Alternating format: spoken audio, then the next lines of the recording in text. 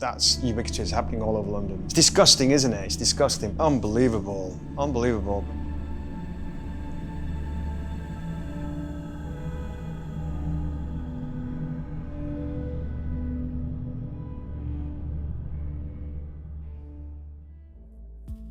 Case study 1. A 16-year-old girl made an initial report to another police force that she had been raped on numerous occasions over a 3-year period by a group of men in London.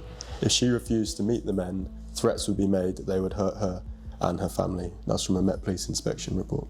Yeah, that's ubiquitous, happening all over London.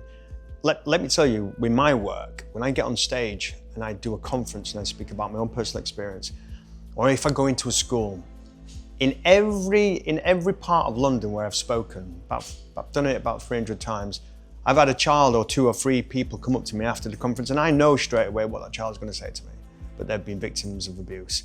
It's happening it's happening so much more than anywhere else in the country. And we're talking to lived experience, we're not talking to people who are looking at statistics. I'm on the front line, I work with frontline workers, and we've all got a story to tell what's happened to a young girl like that in London. Another case study, a 17-year-old girl reported to the force that she had been raped by a number of men after they had given her alcohol. Specialist officers were allocated to both the rape and child sexual exploitation elements of the investigation. However, there was no strategy meeting in relation to either. Yeah, I can believe everything you're saying, because I've been in them MARAC meetings, multi-agency meetings. We've discussed safeguarding, and what I see as a safeguarding issues, other authorities don't, and that's the problem, where everybody works in silos on different levels, and we've seen it so much where there is no communication, there's no consistency of work, where children can fall through the gap.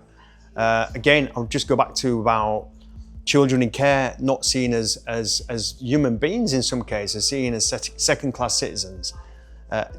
Dogs get treated better in the RSPCA. That's a fact. A social worker reported that someone coerced a 15-year-old girl to go to a hotel. There she was given drugs and alcohol and made to carry out sexual acts on men. Investigators attended a strategy meeting with the force's safeguarding partners.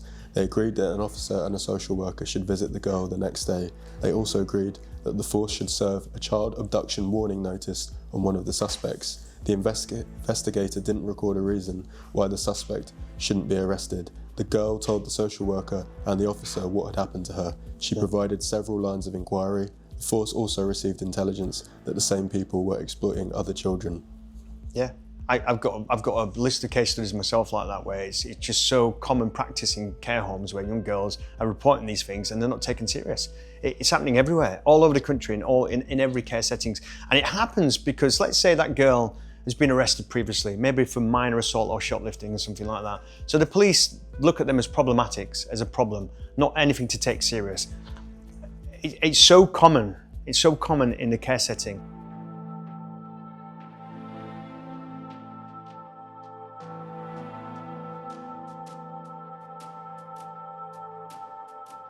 Let's go to a case study in the independent inquiry into child sexual abuse. That was focused on Tower Hamlets. Her parent was informed by other adults that CSA 22 was being sexually abused in return for alcohol. Her parent was shown a flat where the child had been sleeping when missing. During one missing episode, the child was found with a group of older men. She was also believed to have sent indecent images of herself to a known sex offender. CSA 22 had injuries suggestive of serious sexual assault. There were concerns that the child might have been raped. At age 13, she was taken into police protection on 2 occasions and placed with a carer, but went missing repeatedly. While she was missing, there was a possible sighting of her outside of London and with men who attempted to check into a hotel with a young girl. Aged 13, in the summer of 2017, CSA 22 made 16 disclosures of past assault and rape. Aged 15, in late 2018, it was reported that men had taken CSA 22 to a hotel and sexually exploited her. Jesus. They gave her a phone. In early 2019, following further missing episodes, a CSE specialist placement was arranged. The child was in agreement to the placement. She subsequently disclosed further sexual assaults. Unbelievable, unbelievable. But again, it seems to be so common. I've become quite desensitized to that kind of thing, what you're telling me now, because I've seen it so much, so often. It's the amount of, if I would say 80 girls in care, if you've got 80 girls in care, 79 of them will have a story like that. And it's, again, it's how you respond to it. It's like, it's just not treated as serious. You just on that case study, you said she was sending images to her, but she was made. So how that's been perceived is that she's provoked that, basically. She's the instigator. And how they've just allowed that to happen, again, it just shows you the flaws in the system. They don't know how to protect people. That statement alone should have been kind of delved into, and questions should have been asked. I've been involved in many reports where if I heard something like that, I'd say, hang on a minute, we need to look into that. Why is that? Even how it's written tells you we don't really believe her, doesn't it? It's disgusting, isn't it? It's disgusting, but that is, even in an independent inquiry would use that kind of language. Let's go back to what the Met and the Mayor's office are saying, that there are no reported cases, no indication of grooming gangs in London. Yeah, that worries me. It worries me because who are we protecting here? What are we protecting? And that's always bothered me for many years, where I've been involved in London. When I've worked in London for 15 years, I would say I've seen over 30, 40 cases of children who have been raped and abused and sexually abused, and it's just, nothing's happened. I've seen, but kids should have been taken away and put in safe places. It's never happened. I've seen kids committing suicide because nothing's happened. It's on the rise. The statistics are not going down, they're going up. The online safety bill, I was involved in that. I was involved in independent care review of children's social care, with all these testimonials, all this evidence and case studies of kids being unsafe in care home provisions in London, and nothing has ever happened. And this is 2025 in England. This is not another part of the world where they're really struggling economically or financially. We're one of the richest countries in the world, but we can't keep children safe in our care system. What does that tell you? 30 to 40 cases you were talking about in the past few years, 10 years? 10 years. I worked in the children's home where 4 girls were abused and sexually abused and raped. I remember going through that process of reporting it to the police. A MISPR on a Friday, missing persons report, where a young girl had been picked up by grown men in a car in London, driven to a location where she was forced to do things against her will, coming back to the children's home, crying her eyes out. She used to soil her pants, because that's how she protected herself. She used to soil her pants so nobody would want to go around that area because it would be seen as unhygienic. That is fear on a different level. And when you see it as a care worker, you see somebody so scared, you're willing to do anything to risk your own job to keep her safe. Yeah, it's not my job to do that.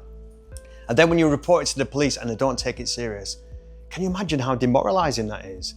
How you lose faith in your human instinct, everything. You lose faith in humanity when a child is soiling her pants because she's being abused and nobody responds. I've seen that on so many levels. I've seen it on so many levels in London. I'm constantly vocal about this in London, and to hear reports, but the Mayor's office say, but this is not a problem here. The guy's deluded. People who work there are deluded, but you've got to ask yourself that question: who are they protecting? What are they protecting? Our legal system is biased in that it protects perpetrators, it protects predators. We've got to somehow close the gap on this, because again, I'm 15 years into my career as a professional, and I'm not seeing cases coming down, I'm seeing cases going up. What does that tell you? I'm watching parliamentary figures stand up, or people in power stand up on stage every year at conference telling you, no, things are getting better, we've got this, we've got that. No, you haven't. Nothing's going to get better until we change the law, and that law has got to protect children in care. If they're in danger, they've got to be removed from that situation. We've got to have a care system that cares, one that protects children. We've got to have law in place, a protected characteristic. And most importantly, government have got to step in when local authorities fail. Because right now, they're failing all over the country, London in particular. But central government don't seem to be interested. It's not their problem. It will be when these people end up in jail, end up on our hospital wards, in our cemeteries, because it will become a taxpayer's cost. And we can do something about it today. We can do something about it. We can change the law today and stop this from happening. But for some reason, we just don't want to.